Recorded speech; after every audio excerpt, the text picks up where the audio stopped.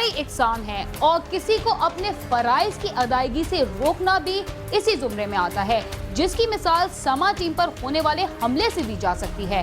इसके अलावा किसी को अपनी मिल्कियत से बेदखल करना या जमीन और जायदाद पर कब्जे के लिए लोगों का खून बहाना भी बहुत बड़ा जुल्म है। मगर लालच के हाथों अंधे होने के बाद बहुत सारे लोग दूसरों की जमीन को हथियाने के लिए उन्हें बेदर्दी से कत्ल कर देते हैं। ओकाड़ा में भी सरकारी पानी की बंदिश पर होने वाले तनाज़े ने एक नौजवान की जान ले ली। कराची के इलाके कटी पहाड़ी में दहशतगर्दों ने समा की टीम पर हमले के बाद न्यूज़ वैन को आग लगा दी। रावलपिंडी पुलिस ने जून के महीने में होने वाली बैंक डकैती में मुलव्विस 3 मुल्जिमान को गिरफ्तार कर लिया और लाहौर के 2 भांजों ने अपने मामू को मौत के घाट उतार दिया।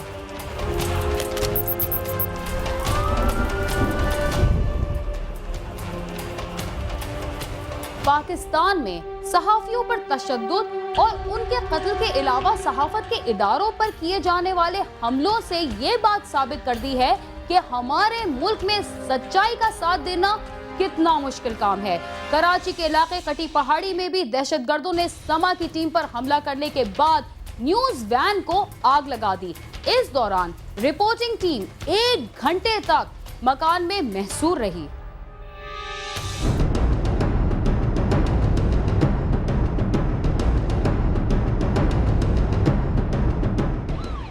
शहर कायद में अमन व अमान की सूरत हाल चाहे कैसी भी हो, सबसे पहले खबर देना समा की रिवायत बन चुकी है। कटी पहाड़ी हो या कस्बा कॉलोनी या शहर का कोई भी कोना, गोलियों की बौछार में समा टीवी ने अपने नाजरीन को न सिर्फ हालात से आगाह किया बल्कि शहर में मौजूद दहशतगर्दों की निशानदेही भी की। इसी जज्बे और अज़म के साथ समा की टीम जुमेरात की दोपहर एंटी कार लिफ्टिंग पुलिस के हमरा कटी पहाड़ी से मुत्तसिल मोहम्मदपुर पहुंची तो वहां मौजूद नामालूम अफराद ने अचानक फायरिंग शुरू कर दी, जिससे भगदड़ मच गई और पुलिस की टीम मौके से भाग गई। समा टीवी की रिपोर्टिंग टीम ने बड़ी मुश्किल से अपनी जानें बचाईं और एक मकान में पनाह ली। मुसल्लह अफराद घर घर समा की टीम को तलाश करते रहे और समा की टीम के ना मिलने पर समा की न्यूज़ वैन को आग लगा दी। समा की जांबाज टीम ने 1 घंटे तक एक मकान में पनाह लिए रखी। मकान में महसूर रिपोर्टर गयासुद्दीन, कैमरामैन फैसल आगाही और ड्राइवर को वहां से निकालने के लिए डीएसपी बहाउद्दीन बाबर की टीम मौके पर पहुंची और समा की टीम को मकान से निकालकर महफूज मकाम पर मुंतकिल किया। समा की टीम पहले भी किसी मौके पर अपनी जिम्मेदारी से पीछे नहीं हटी। 16 जुलाई को भी कस्बा मोड़ के करीब समा की टीम पर फायरिंग की गई थी, जिससे डीएसएनजी का शीशा टूट गया था और ड्राइवर मौजज़ाती तौर पर महफूज रहा।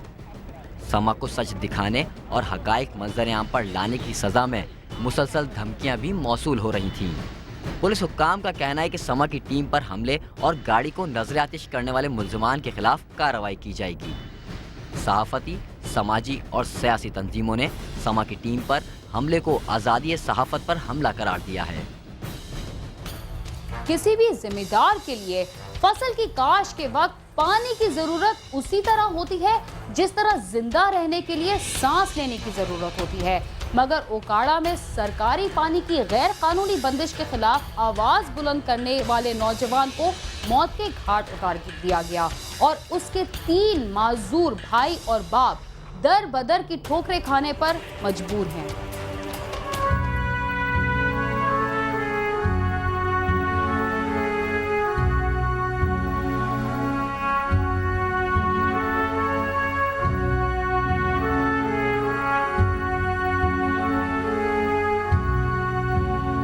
ओकाड़ा की तहसील दीपालपुर के मौजा नहरावाली के रहायशी नवाब अली के 5 बेटे हैं, जिनमें से 3 माजूर हैं, जबकि 2 बेटे शबीर अहमद और मोहम्मद अरशाद बाप के साथ जमीनों पर काम करते थे। चंद साल कबल नवाब अली भी बुढ़ापे और बीमारी के बाइस माजूर हो गया।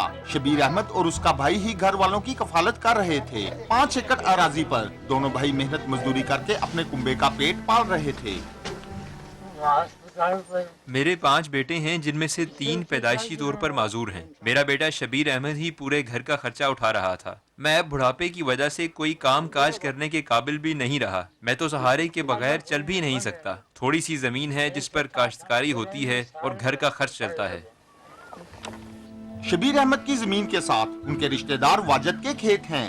फसलों की आबियारी का वाह जरिया बड़ी नहर से निकलने वाला सरकारी खाला था। चंद माह कबल वाजद ने सरकारी खाले में गैर कानूनी तौर पर शगाफ करके पानी चोरी करना शुरू कर दिया, जिससे पानी का रुख भी तब्दील हो गया। पानी की कमी की वजह से शबीर अहमद की गंदम की फसल काफी मुतासिर हुई।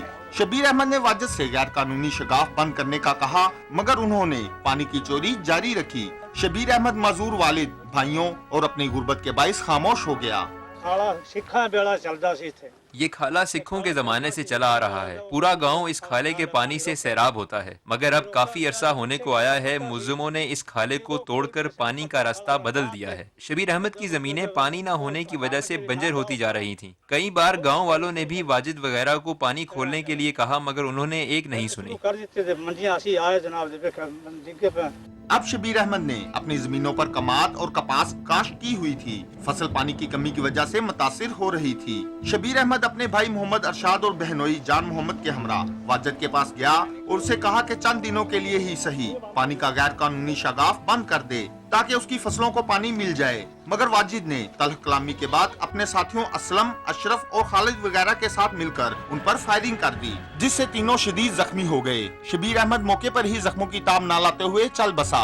मुलजम वहाँ से फायरिंग करते हुए फरार हो गए। फायरिंग की आवाज सुनकर लोग जमा हो गए। उन्होंने मोहम्मद अरशाद और जान मोहम्मद को तिब्बी इमदाद के लिए अस्पताल पहुँचा दिया।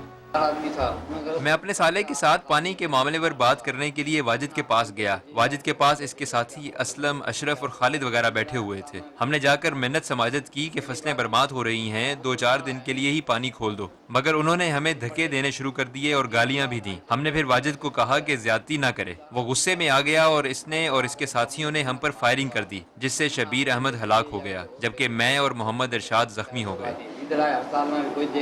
खाला डाल पानी रोका गया।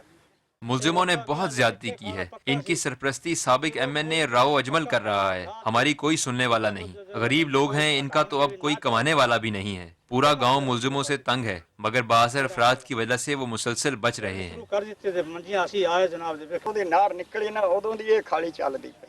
ये सरकारी खाला है, इसके पानी पर सबका हक है, मगर मुल्जिमों ने इस पर जबरदस्ती कब्जा जमाया हुआ है। मुल्जिमों के बासर होने की वजह से कोई सरकारी अफसर भी पानी की बंदिश को नहीं खुलवा सका।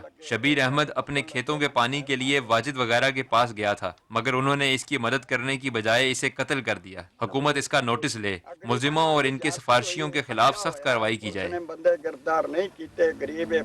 इतला मिलते ही सदर दीपालपुर पुलिस मौके पर पहुंच गई, जिन्होंने शबीर अहमद की लाश पोस्टमार्टम के लिए भिजवाकर मुकदमा दर्ज कर लिया। पुलिस का कहना है कि मुल्जिमों को जल्द ही गिरफ्तार कर लिया जाएगा।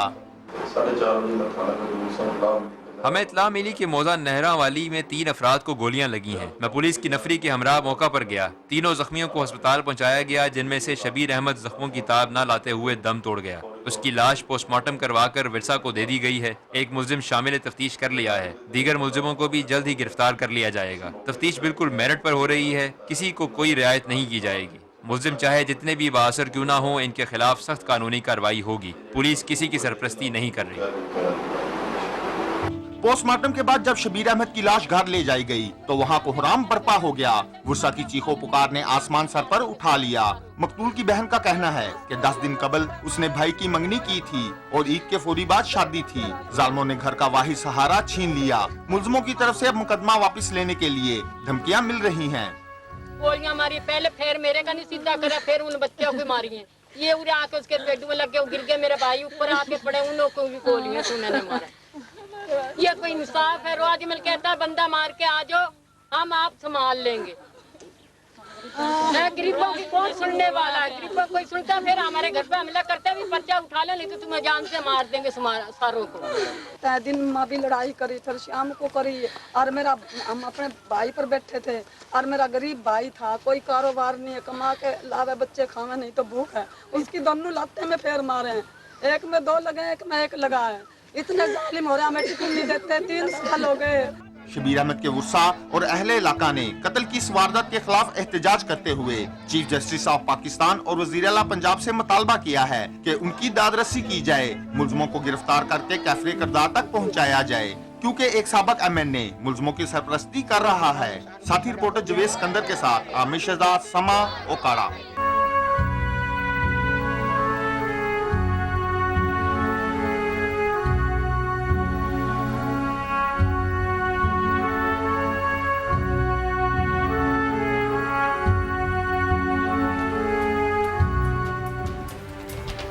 पानी की गैर कानूनी बंदिश के तनाज़े पर बजाय बातचीत के एक नौजवान को मौत के घाट उतार दिया गया। उनके माजूर भाई दर बदर की ठोकरें खाने पर मजबूर हैं। इसके साथ ही चलते हैं थोड़ी देर के लिए जराइम की दुनिया से दूर और लेते हैं एक वक्फा। आप समा के साथ रहिए।